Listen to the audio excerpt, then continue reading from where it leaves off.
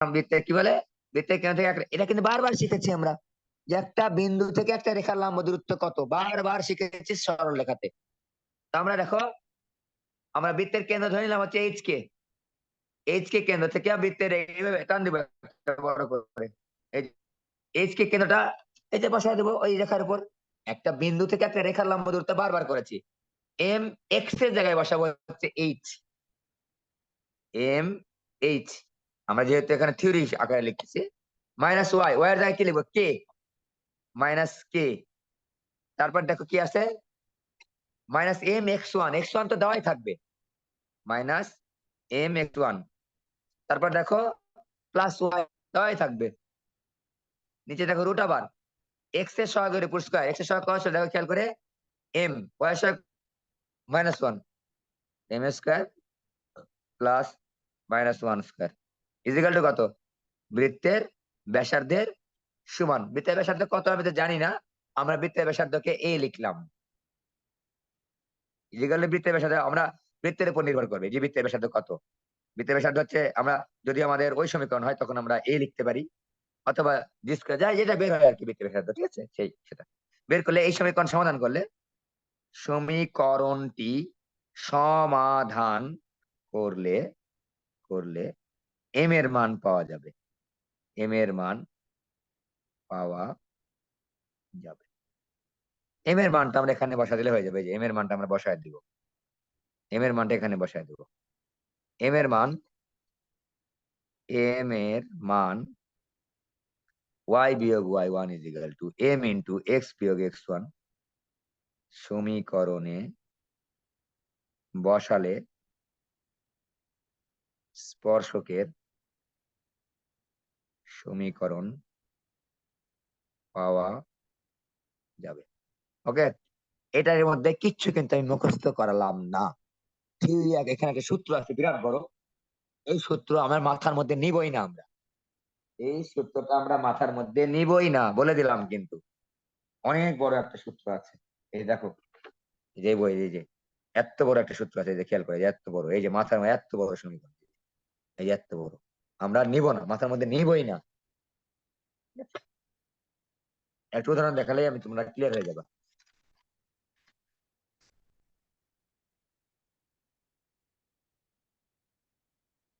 আমরা যে উদাহরণ নিই, বৃত্তের বহিস্থ কোণ বিন্দু থেকে আমরা দুটা উদাহরণ নিচ্ছি, ঠিক আছে, খেয়াল করে দেখো।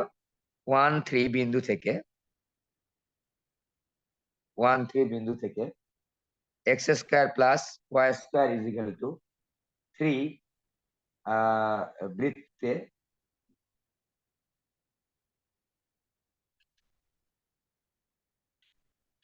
দ্বারা স্পর্শকের সমীকরণ, এত বৃত্তে স্পর্শকের সমীকরণ বলো তো। আমি দাগায় নিই একটু, দেখো আমি দাগায় না দাগালে চলবে, দাগায় নিচ্ছি, খেয়াল করে দেখো। এই বৃত্তের নাম কি, X square plus Y square is equal to 3। বলো তো এই বৃত্তের ব্যাসার্ধ কত হবে, X square plus Y square is equal to root 3 এর উপর স্কয়ার। বলো এই বৃত্তের কেন্দ্র কত, ব্যাসার্ধ কত,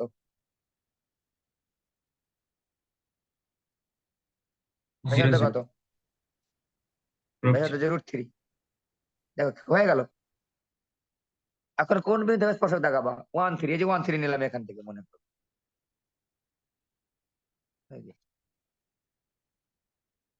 লজিক কি বলে,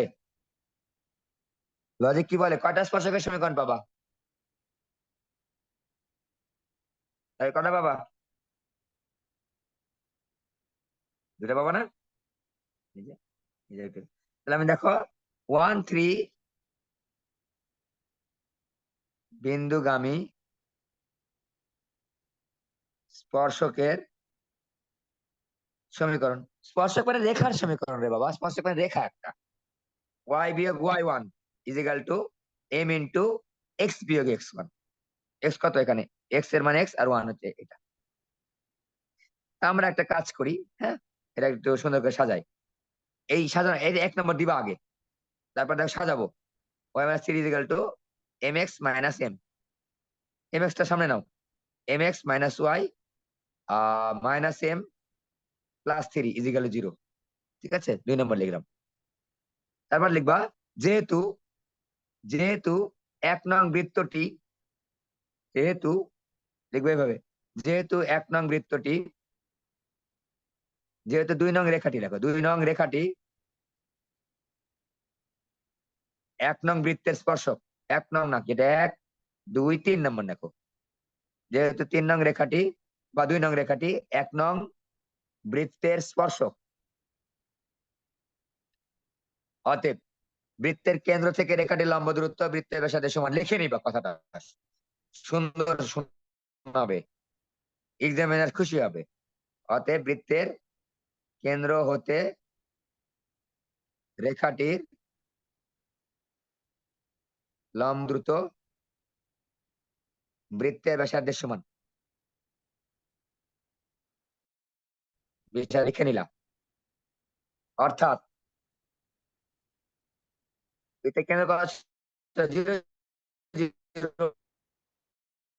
0 ব্যাসার্ধ কত পেয়েছি, √3। √3 ব্যাসার্ধ। কেন্দ্র থেকে এই রেখার লম্ব দূরত্ব দেখো,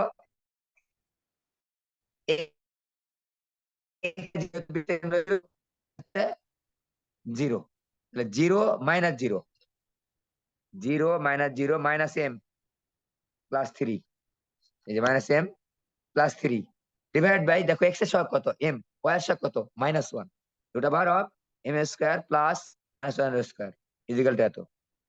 তার মানে লিখবো 3 মাইনাস m লিখবো উপরে, এই যে 3 মাইনাস m, আর নিচে লিখবো হচ্ছে m স্কয়ার প্লাস 1 মডুলাস দাও ইকুয়াল টু, কি বলেছিলাম, মডুলাসের যদি কোনো ঝামেলা থাকে আমরা স্কয়ার করে 3 minus m whole square divide by m square plus 1 to 3 equal to 3। এখন দেখো গুণ করে 3 into m square plus 1 equal to 3 minus m whole square, 3m square plus 3 equal to 9 plus m square minus 6m। আমরা একটু বামে ডানে করে নিচ্ছি, 2m square plus 6m minus 3 equal to 0। এখান থেকে আমরা মিডল টার্ম করব। এই মিডল টার্ম কি হবে, এটা মিডল টার্ম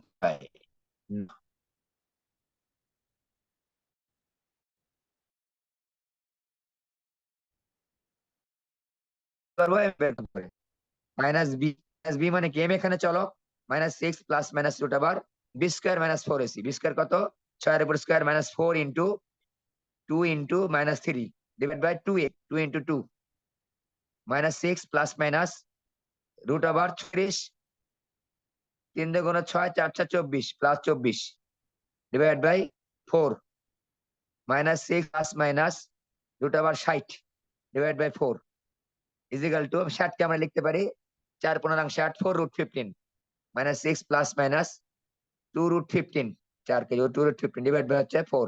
অতএব m ইকুয়াল টু পাচ্ছি -3 plus minus root over 15 divide by হচ্ছে 2। এটা আমরা m পেলাম, ঠিক আছে, এই m টা পেলাম। দুটা পেয়েছি কিন্তু m, একটা m, এই m একবারে এখানে বসায় দিব, একবারে এই যে m এর জায়গায় বসায় দিয়ে বলবো ইহাই নির্ণেয় স্পর্শক দ্বয়ের সমীকরণ। আর কোনো ক্যালকুলেশন করে আমরা সিম্পলিফাই করে দেখাবো না, মানে এখানে m এর মানটা একটু একটু কঠিন টাইপের আসছে, রুট টুট দেওয়া আছে, সাজাতে যাব না, কিন্তু আমাদের কাজ হয়ে গেছে, ঠিক আছে। এই সময় এটা আমাদের হয়ে গেল। এখন যদি বৃত্ত এরকম না অন্যরকম হয়, তাহলে কেন্দ্র পাবো আমরা অন্যরকম। এই কেন্দ্র পেয়েছিলাম 0 0, আর ব্যাসার্ধ পেয়েছিলাম হচ্ছে √3। ওকে, এই মানগুলো একটু বিটক্রা টাইপেরই আসে, এত ভালো মান পাবা না তুমি।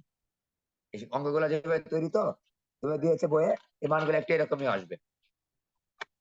এটা গেল। এবার দেখো আমাদের তো স্পর্শকের দৈর্ঘ্য লিখবো। বৃত্তের বহিস্থ কোনো বিন্দু থেকে, আমাদের টপিক ছিল দেখো যে বৃত্তের বহিস্থ কোনো বিন্দু থেকে স্পর্শকের সমীকরণ এবং স্পর্শকের দৈর্ঘ্য। স্পর্শকের দৈর্ঘ্য নির্ণয় করব। বহিস্থ কোনো বিন্দু থেকে স্পর্শকের দৈর্ঘ্য, বহিস্থ বিন্দু থেকে, এটা কোনো থিওরি নিব না আমরা, এইটাও কোনো থিওরি নিব না, মানে মুখস্থ করবো না, ঠিক আছে, স্পর্শকের দৈর্ঘ্য মুখস্থ যদি হয়ে যায় এমনি সেটা পরের কথা। আচ্ছা, এটা মুখস্থ হয়ে যাবে, এটা খেয়াল করো। এটা একটা বিন্দু, এই যে স্পর্শক, এই যে স্পর্শক।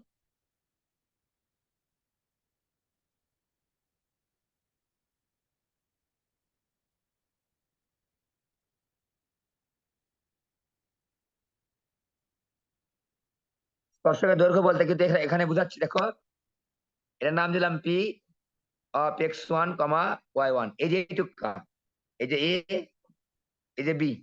স্পর্শকের দৈর্ঘ্য বলতে, স্পর্শকের দৈর্ঘ্য বলতে আমরা বুঝবো পি এ, এই যে পি থেকে এই পর্যন্ত, কিন্তু এই পুরাটা না, এটা এটা কিন্তু সরল লেখা, এটা কিন্তু পুরা সরল লেখা কিন্তু, এটা না, এইখানে বৃত্তের বহিস্থ কোনো বিন্দু থেকে স্পর্শকের দৈর্ঘ্য। ঠিক আছে, বৃত্তের বহিস্থ কোনো বিন্দু থেকে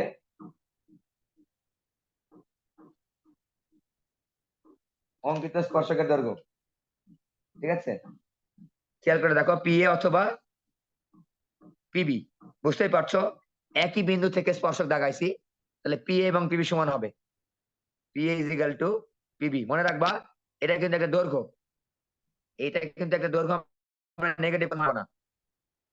দৈর্ঘ্য আমরা দৈর্ঘ্য বের করছি, দৈর্ঘ্য বের করতে বলে আমরা নেগেটিভ কোনো মান নিব না। এবার খেয়াল করে এখানে কেন্দ্র দিলাম, থ্রি লাগবে না, এই যে ঠিক আছে এখানে দিলাম, টান দিলাম একটা, এ টান দিলাম, এ টান দিলাম। খেয়াল করো, এটুকু হচ্ছে বৃত্তের ব্যাসার্ধ, এটুকু হচ্ছে বৃত্তের ব্যাসার্ধ, এই যে এ হচ্ছে বৃত্তের ব্যাসার্ধ, এটা হচ্ছে কেন্দ্র এইচ কে, এইচ কমা কে কেন্দ্র। দেখো খেয়াল করে, এটা তো একটা বিন্দু, খেয়াল করো ভালো করে, এটা একটা বিন্দু কিন্তু এই বিন্দু থেকে এটা হচ্ছে তোমার অতিভুজ, এটা হচ্ছে অতিভুজ, আর এটা হচ্ছে এখানে দিয়ে তোমার বৃত্তের স্পর্শক বরাবর যে লম্বটা অঙ্কন করে সেটা কিন্তু অবশ্যই লম্ব হয়, কিন্তু বৃত্তের কেন্দ্র থেকে বৃত্তের কোন স্পর্শকের উপর যে লম্ব টানা হয় সেটা হচ্ছে 90 ডিগ্রি কোণ। ঠিক আছে, বা লম্ব দূরত্ব যদি বলো যে লম্ব হয়, অবশ্যই লম্ব হয়, এটা 90 ডিগ্রি। তাহলে আমরা দেখো এটা পিথাগোরাসের সূত্র বলতে পারি। তাহলে আমরা এটার নাম যদি দিই ও বিন্দু, তাহলে O P square is equal to P B square বা পি এ স্কোয়ার প্লাস হচ্ছে ও বি স্কোয়ার। তুমি যদি এই পাশে দিয়ে লেখো, বা O P square is equal to লিখতে পারো পি এ স্কোয়ার প্লাস হচ্ছে ও এ স্কোয়ার। এখান থেকে আমার টার্গেট কি, পিবি বের করা, পিবি স্কোয়ার বের করা। P B square is equal to O P square minus O B square, বা এখান থেকে যদি পি এ স্কোয়ার বের করে একই মানি আসবে, ও পি স্কোয়ার মাইনাস হচ্ছে ও এ স্কোয়ার। অর্থাৎ আমার এই বিন্দুটার দূরত্ব তো পাবোই আমরা, যেহেতু কেন্দ্র আমার জানা আছে, বিন্দু জানা আছে, যেহেতু বিন্দু আমার জানাই আছে, যে বহিস্থ বিন্দু থেকে জানাই আছে, যেটা বিন্দু দূরত্ব কিন্তু আমরা পেয়ে যাচ্ছি, নাম হচ্ছে পি ও স্কোয়ার, এই যে ও পি স্কোয়ার, দুই ক্ষেত্রে পেয়ে যাচ্ছি। যেটা যদি পেয়ে যাই, তো এখন দেখো আমার পি এ বা পিবি বের করতে হবে, আর এটা হচ্ছে বৃত্তের ব্যাসার্ধ, এই যে ওবি বা ওএ হচ্ছে বৃত্তের ব্যাসার্ধ, ওএ বা ওবি হচ্ছে বৃত্তের ব্যাসার্ধ। তাহলে আমরা হয়ে গেল, আমাদের কোনো থিওরি জানা লাগলো না, আমাদের কোনো থিওরি জানা লাগলো না। এখন প্রশ্ন হচ্ছে থিওরি যদি তুমি জানতে চাও আমি একটু বলে নিচ্ছি কত হবে, হিসাব নিকাশ করলে, এই হিসাব নিকাশ করলে এরকম হবে, ওপি বা ওপি স্কোয়ার বা পিবি বা P square, P A root আবার হবে, বুঝতেই পারছো এখানে রুট আবার যাবে, পিবি যদি বের করো রুট আবার হবে, পি এ যদি বের করো রুট আবার হবে। রুট আবার দিয়ে দেখো বৃত্ত যেটা সেটা এখানে লিখলেই হয়ে যাবে। বৃত্তের নাম কি, x1 square plus y1 square minus A square, হয়ে গেল আমাদের। অথবা P A is equal to, দেখো বৃত্তের নাম কি, বড় বৃত্ত যে কি বলে ওটা, সাধারণ সমীকরণ লিখো x1 square plus y1 square plus 2g(x1) plus 2f(y1) plus c। এই এটা কি, মানে বৃত্তের সমীকরণে খালি বিন্দু বসালে হয়ে যাবে, এক্স এর জায়গায় x1, ওয়াই এর জায়গায় y1। তাহলে আমরা এই যে বিন্দু বসালে হয়ে যাবে, এটা হচ্ছে আমরা স্পর্শকের দৈর্ঘ্য ইজিলি বের করতে পারবো। আমরা যদি একটা উদাহরণ নিই, একটা উদাহরণ যদি নিই, এটা কিন্তু শেষ, আমাদের আর একটা সমীকরণ আছে, ওটাও ওটাও খুব সোজা। মানে আমাদের কিন্তু এতক্ষণ যা পড়ালাম ধীরে সুস্থেই পড়ে আসি, টেকনিক গুলা শিখিয়ে দিয়েছি, কোনো কিছু কঠিন না, এবং এখানে মুখস্থ বিদ্যা নাই বললেই চলে, এবং মুখস্থ যদি করে প্রসিডিউরটা খুবই সোজা। উদাহরণ যদি আমি নিই, যে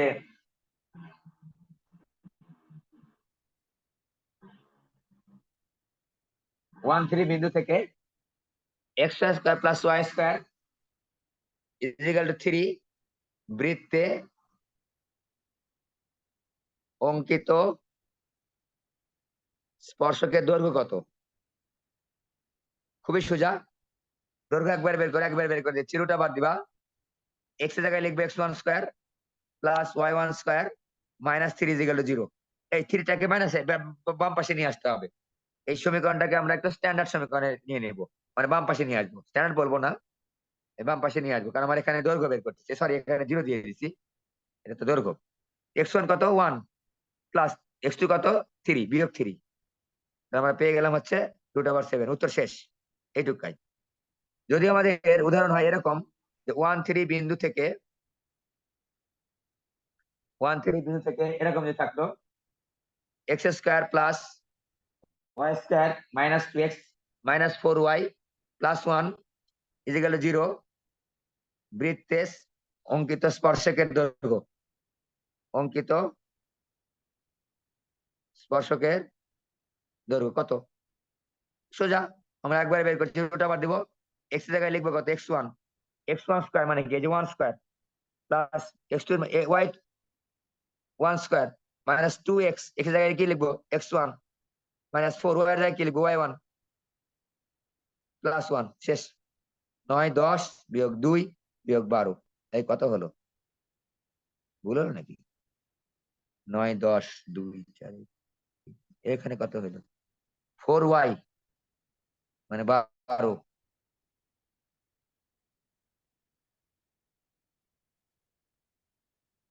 এটা নেগেটিভ আসতেছে, এখানে আমার বিন্দু, এই বিন্দু থেকে এটা দূরত্ব হবে না, এই বিন্দুটা বৃত্তের মধ্যে পড়ে গেছে, ঠিক আছে? এই বৃত্তটা, এই বিন্দুটা বৃত্তের মধ্যে পড়ে গেছে, তাহলে বৃত্তের বাইরে বিন্দু, এটা 4 3 দাও, 4 3 দাও, 4 3 দাও, 4 3, তাহলে হয় নাকি দেখি। 16 প্লাস 9 মাইনাস 8 মাইনাস 12 প্লাস 1, 25 থেকে 20 বাদ দাও, 5 6 হয়ে গেছে। তা দেখো আমাদের খুবই সোজা, কিন্তু বৃত্তের স্পর্শকের দৈর্ঘ্য বের করা একেবারে সোজা। বহিস্থ কোনো বিন্দু থেকে বিন্দু বসায় দিলেই হয়ে যাবে।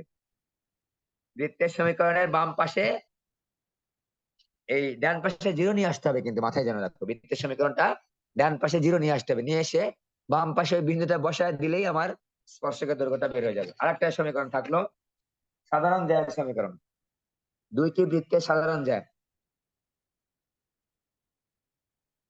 দুইটি বৃত্তের সাধারণ জ্যা। এই দেখো, এই যে একটা বৃত্ত, এই যে একটা বৃত্ত, এই যে এইটা সাধারণ জ্যা এ বি, ঠিক আছে? দুটো বৃত্ত, এটা 1 নম্বর বৃত্ত, 2 নম্বর বৃত্ত। এই সাধারণ জ্যা হচ্ছে এটা এবি, এবি জ্যায়ের সমীকরণ, খুবই সোজা, মুখস্থ করা লাগবে না। এবি জ্যায়ের সমীকরণ, দেখো 1 নং সমীকরণের বাম পক্ষের অংশ, বাম পক্ষের অংশ, অবশ্যই বৃত্তের সমীকরণটা কিন্তু অবশ্যই কি হতে হবে, সবগুলা ডান পাশে 0 নিয়ে আসতে হবে। বাম পাশের অংশ, বাম পক্ষের অংশ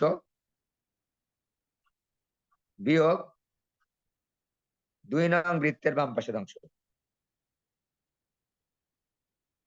বৃত্তের বাম পক্ষের অংশ ইজিক্যাল টু 0। শেষ। বাম পক্ষের অংশকে যদি s1 বলি, এটার বাম পক্ষের অংশ দুইটার মধ্যে দিতে পারি s2 বলি, তাহলে আমরা লিখতে পারি s1 বিয়োগ s2 ইজিক্যাল টু 0, ঠিক আছে? শেষ।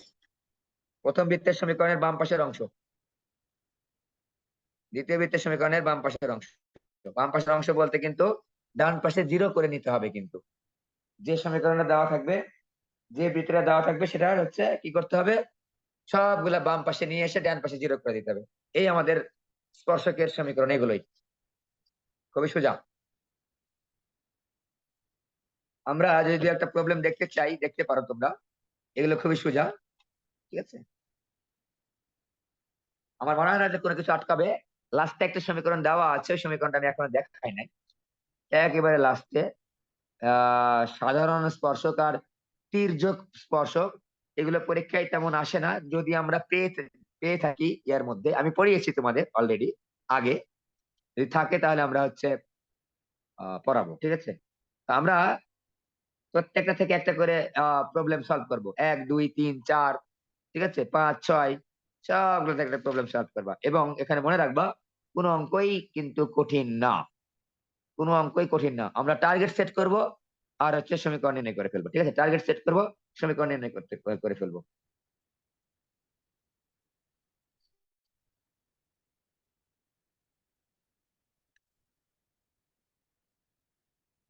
এগুলো সবগুলা সোজা কিন্তু।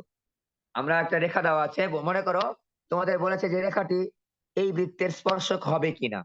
কি লিখবা তুমি? রেখাটি থেকে ওই কি বলে বৃত্তের কেন্দ্র থেকে রেখাটির লম্ব দূরত্ব বের করবা আর বৃত্তের ব্যাসার্ধ বের করে নিবা। সমান যদি হয় বলবো অবশ্যই বৃত্তকে স্পর্শ করে, আর যদি বলবো যদি সমান না হয় তাহলে বলবো যে বৃত্তকে স্পর্শ করে না। এটা এই চ্যাপ্টারের টপিক হচ্ছে এইটা, বৃত্তের কেন্দ্র থেকে একটা রেখার লম্ব দূরত্ব, ঠিক আছে, বৃত্তের সাথে সমান হতে হবে। কেন্দ্র নাম দিব এই যে কোনো দেওয়া থাকতে পারে, ব্যাসার্ধ এটা। এই বৃত্তের স্পর্শক হওয়ার শর্ত হচ্ছে বৃত্তের কেন্দ্র থেকে রেখাটির লম্ব দূরত্ব, ঠিক আছে, লম্ব দূরত্ব বৃত্তের ব্যাসার্ধের সমান। এটা আমাদের একের 1 নম্বর প্রশ্ন, যে বলেছে 3x plus 4y plus 10 is equal to 0 রেখাটি রেখাটি এক্স স্কোয়ার প্লাস 22-এর প্রশ্ন, এটা Y square minus 2x plus 4y plus 4 বৃত্তকে স্পর্শ করে। দেখাও যে, ভেরি সিম্পল, এই রেখাটা এই বৃত্তের সমীকরণ নিয়ে নিবা। প্রদত্ত বৃত্তের সমীকরণ, প্রদত্ত বৃত্তের সমীকরণ কি?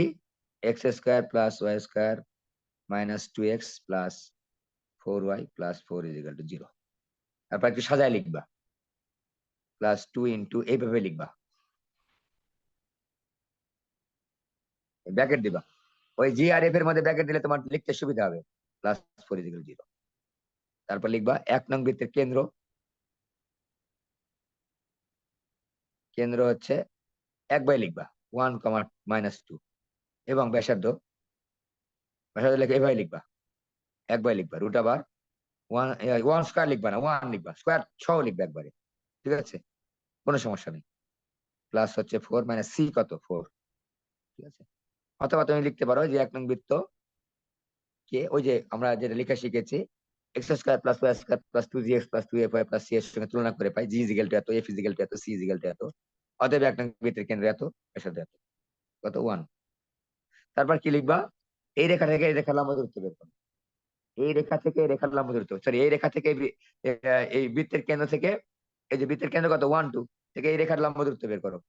1 কমা মাইনাস 2 বিন্দু থেকে 3x plus 4y plus 10 is equal two 0 রেখার লম্ব দূরত্ব, রেখার লম্ব দূরত্ব কত একটু বের করে দেখি, এখানেই করে ফেলি।